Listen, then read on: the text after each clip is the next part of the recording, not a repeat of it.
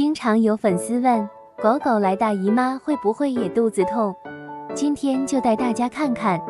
开始前，拜托大家按住点赞键3秒钟，可以让更多人看见可爱的酱酱。事情是这样的，最近外面一直在下雨，酱酱没办法出门，只能在家各种花式躺着，感觉一天能睡20小时以上了。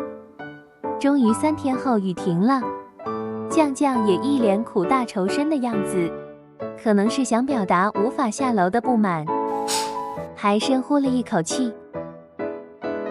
赶紧带他下楼，绕着小区走了能有2圈，他就开始这样了，感觉体力已经耗尽，这回应该可以安心上楼了。但是万万没想到，刚走到门口他就给我整这么一出，就是不想进门。